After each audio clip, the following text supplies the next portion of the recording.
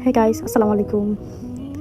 আমি দীর্ঘদিন ধরে অনেক অসুস্থ, তাই হঠাৎ করে রাতে মনে হলো একটু বাইরে যাই, ঘুরে আসি। প্রায় 2 দিন ধরে জ্বরে একদম বেড রেস্টে আছি। তারপরে এই যে ফ্রেন্ডের সাথে বাইরে গেলাম। এখানে হচ্ছে শহীদ মিনারে জাতীয় কবিতা উৎসব ছিল, কবিতা উৎসব দেখলাম।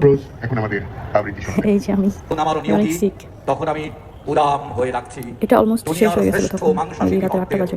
এই গল চির ও ভয়ঙ্কর তেমন একটা মানুষ নেই, কবিতা উৎসবে কবিতা দেখে আসলাম। সাহসী শকুনিরা, তোমরা একটু দেখে বেরিয়ে চলে আসছি। MiG-29 এর মতো ফাঁকা পুরা। দল বেঁধে হামলে পড়ো আমার বুকে, আমার প্রাণ, থাম, চক্ষু, শহীদ মিনারে কলিজা, অনেক বড় করে অনুষ্ঠান করতেছিল সব কবিতা উৎসবে। তোমাদের গনিমতের মাল, সব তোমাদের গনিমতের মাল। তারপর বের হয়ে গেলাম এখান থেকে। তারপর আমরা যাচ্ছি টিএসসির দিকে, এটা হচ্ছে দোয়েল চত্বর। টিএসসি দিকে জাস্ট একটু ঘুরতেছি।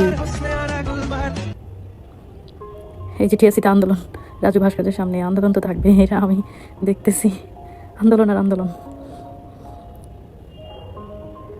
किस्मत से हमें आप हमदम मिल गए, জাস্ট একটু ঘুরে দেখতেছি। जैसे कि दुआ को अल्फाज मिल गए, सोचा जो नहीं বাতাস ছিল, वो हासिल हो ছিল, गया, ভালো লাগতেছিল।